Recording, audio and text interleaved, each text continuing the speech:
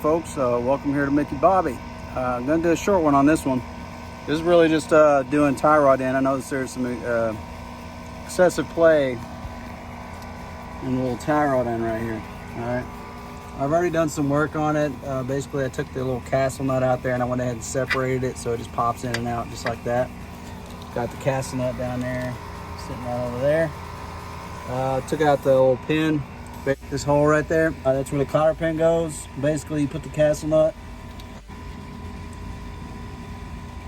You'll torque this castle nut down, and you'll back it up just a little bit, just so these grooves, one of these grooves lines up with that hole, and you stick your cotter pin in there. Once you put it back on, we'll go there in a second.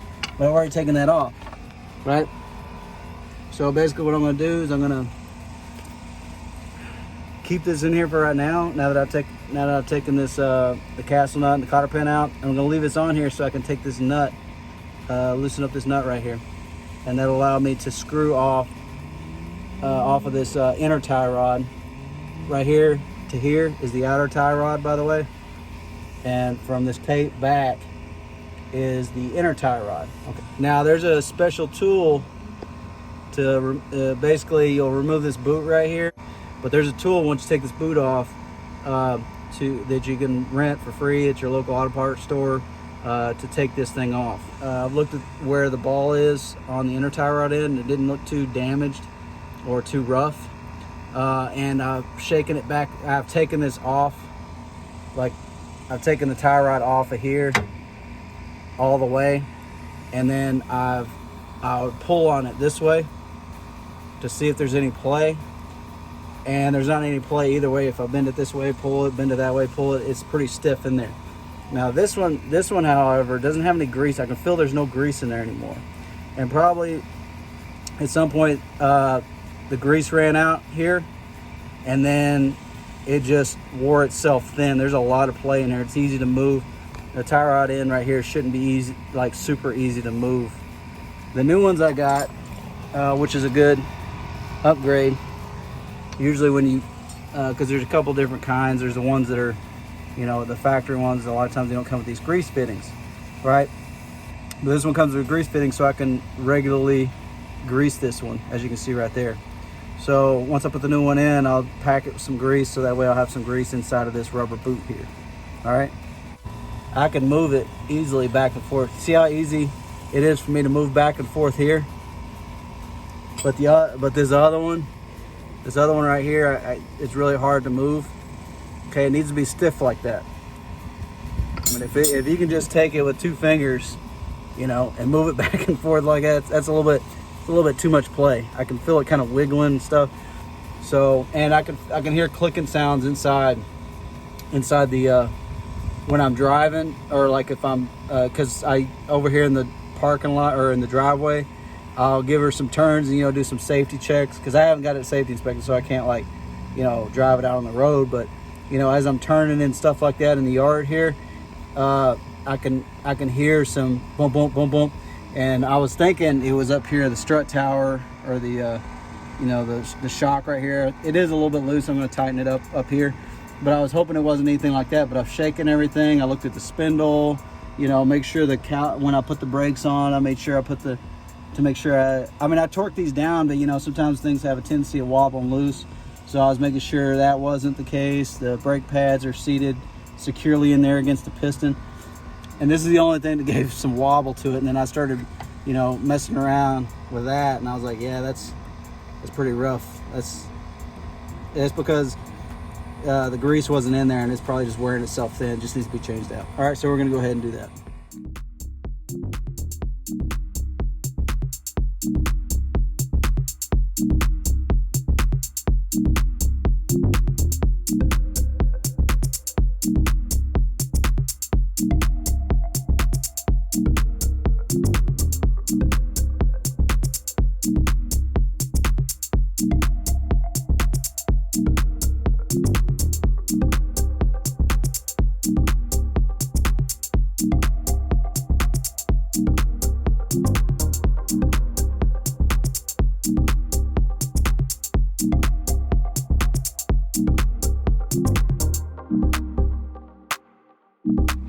All right, so got one side.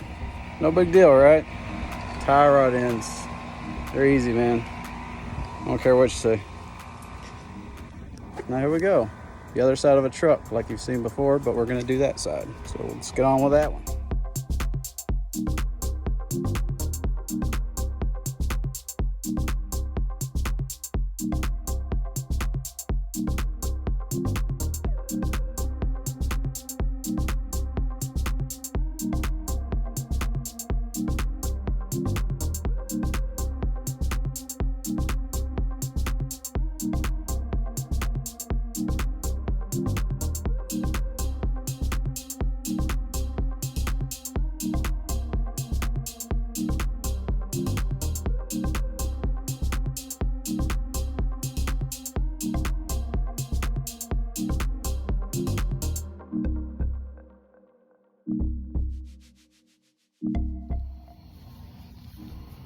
Alright, so we already got the tire on and everything.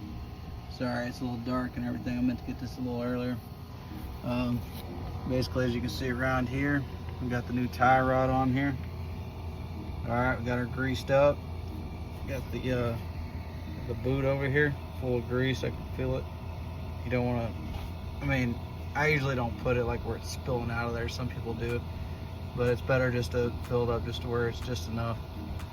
And then you can come back in here when you're doing your normal maintenance, like usually when you do oil changes, you can give her a look and you know, shake it, see if it's got any play. I mean, I usually come over here and give all this stuff a shake. You know, got the sway bar link, got the sway bar here. Check on these bushings right there, which probably could be worse, but they're not bad enough for me to change them at this point. Maybe at one point I'll dig into it and get that. Control arms, I already switched these out. These are pretty much new. They got some miles on them.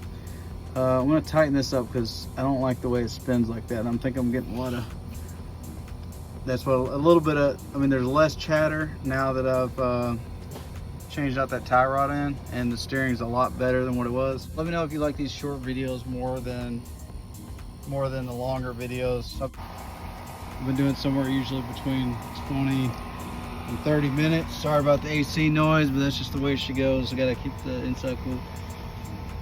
I'm gonna get these tires. I know I said last video we're gonna do the transmission next, but between my schedule with school and everything, it just I'm gonna do it. It's just I'm not gonna get to it right this second, but I will do it here soon.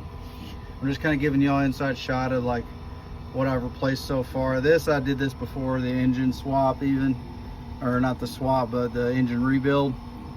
I changed out the control arms on both sides. Shocks, this one's probably a little bit loose too. I'm gonna get that a little tighter. Some people say that doesn't matter too much, but it's not like rattling around, but I just want to get it tight. And you got the changed out these sway bar links down here. That could probably stand to get tightened a little bit. I could feel a little bit of play in that sway bar link, but I'll address that. It's the little stuff. I can do that. It's like general maintenance stuff. And you can see down here that other tie rod end down there, right there. Same process the other side, but that's new. Sway bar link, shock, control arms. So did lower ball joints. Upper ball joints come with control arms, so they all got grease and stuff in them. You can see a little bit of fluid right there. I think what it was, so its power steering was leaking out of here, and I think what it was is I put thread tape on there, but I think that I had to take it off and drain some of the power steering fluid out of there, and I might have mangled up the thread tape, but I'm going to re-put some thread tape on there. I tightened it up so it's not leaking right now, but it was. That's why you see a little bit right here and a little bit right there. That's what that is. It's not the actual hose leaking, it's just that fitting. So we tightened that one up.